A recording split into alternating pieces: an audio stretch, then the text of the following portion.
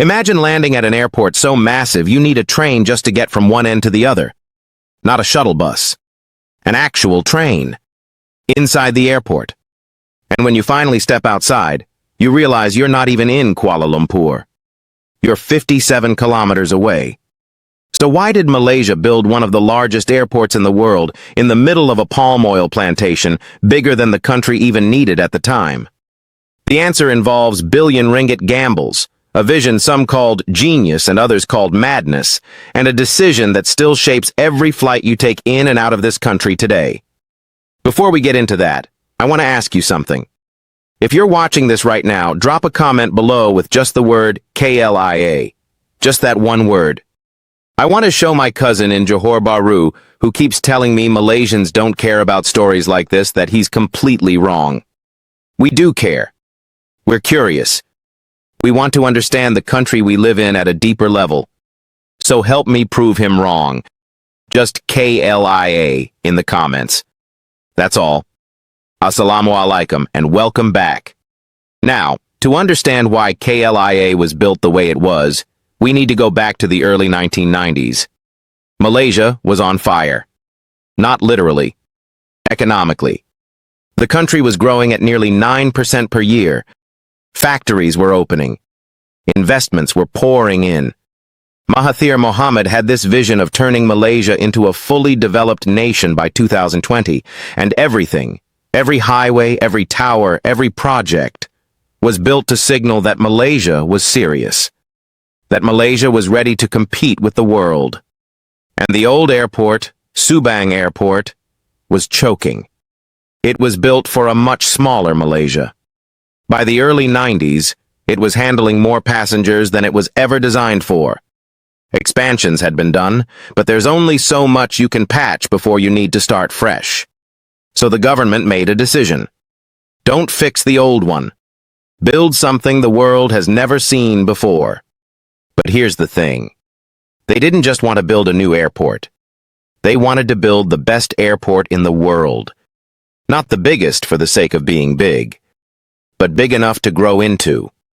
Big enough to anchor an entire new region called the Multimedia Super Corridor. Big enough to carry Malaysia's ambitions on its roof. The site chosen was Sepang. In 1992, Sepang was basically jungle and plantation land. There were no highways, no rail lines, no hotels, nothing. And yet the government said, "This is where we build." The land acquisition alone involved clearing and preparing an area so large it's hard to picture. The main terminal building alone covers 260,000 square meters. To give you a sense of that, KLCC's Twin Towers, as iconic as they are, sit on a fraction of that footprint. The satellite terminal, which is connected to the main terminal by that underground train, adds another 130,000 square meters. We're talking about a combined terminal space bigger than many entire airports in the region. The project was designed by a team led by Japanese architect Kisho Kurokawa, who was known for what he called the philosophy of symbiosis, the idea that nature and technology, tradition and modernity, could exist together. Walk through KLIA today and you'll feel it. The high ceilings filled with natural light, the rainforest garden in the satellite terminal, the way the roof structure mimics the canopy of a tropical forest. This wasn't accidental. Every beam, every skylight, every planting was intentional. Kurokawa wanted travelers to arrive in Malaysia and immediately feel they were somewhere different, somewhere alive. Not just another glass box airport. Construction began in 1994. The target was to have it ready before the 1998 Commonwealth Games, which Malaysia was hosting. That deadline was not flexible. The Commonwealth Games were Malaysia's moment on the world stage, and the airport was going to be the first impression for thousands of athletes, officials, and journalists arriving from dozens of countries. Billions of ringgit were poured in. At peak construction, tens of thousands of workers were on site. And on June 27, 1998, KLIA opened. Right on time. Just weeks before the games began. But wait until you hear what happened next, because this is where the story gets complicated. The airport opened, the games were a success, and then the Asian financial crisis hit. Malaysia's economy, like much of Southeast Asia, took a serious blow. Airlines that were supposed to be expanding routes into KLIA were cutting flights instead. Passenger numbers in the early years were nowhere close to what the airport was designed to handle. Critics started asking a very uncomfortable question. Did Malaysia overbuild? The airport was designed with a capacity of 25 million passengers per year in the first phase alone, with future expansion planned to eventually handle 100 million. In 1998, Malaysia International Airport recorded around 13 million passengers at KLIA. The terminal was massive, gleaming, and noticeably quiet in certain sections. Some called it a white elephant. Some said it was hubris disguised as infrastructure. The corridors were wide enough to drive a car through, and there simply weren't enough people walking them yet. Sound familiar? This is actually a pattern with Malaysia's big infrastructure projects. Putrajaya looked empty for years before it filled up. The highways were built before the houses came. The argument was always the same from the government side. You build for the future, not for today. If you wait until you need it, you're already too late. And here's where it gets really interesting, because history actually proved them right. By the mid-2000s, passenger numbers were climbing steadily.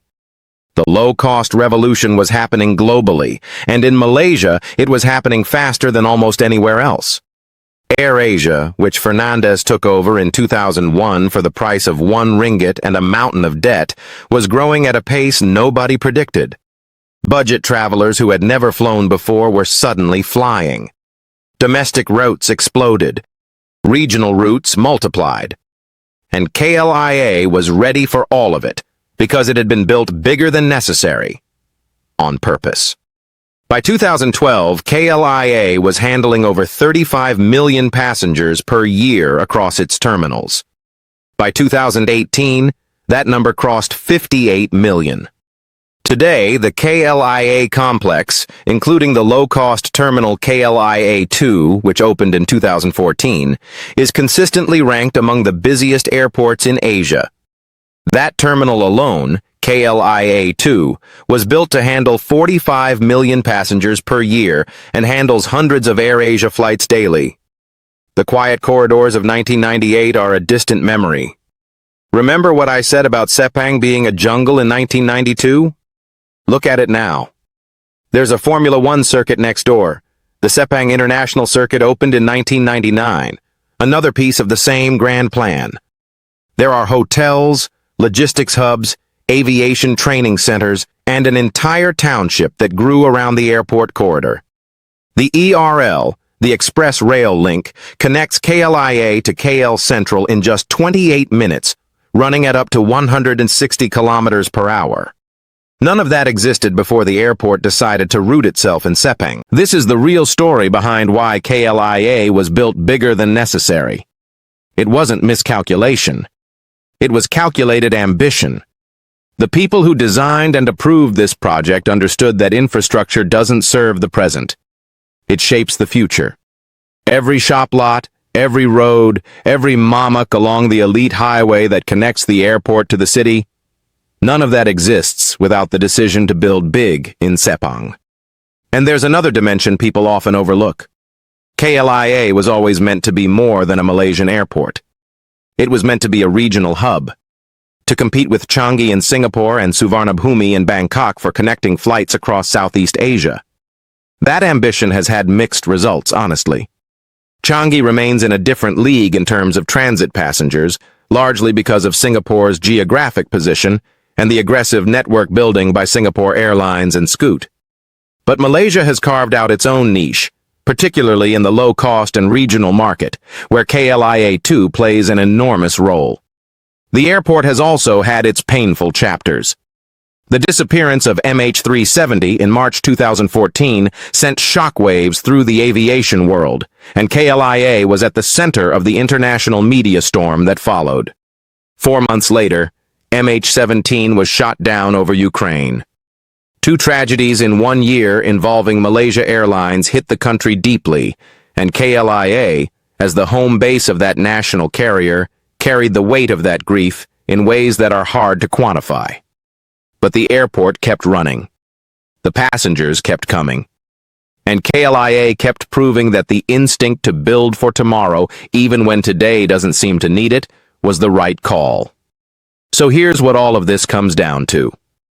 When you walk through KLIA today, through those high ceilings and past that indoor forest in the satellite terminal, you're not just walking through an airport.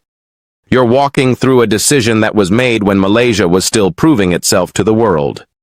A decision that said, we will not build small. We will not build for where we are. We will build for where we are going.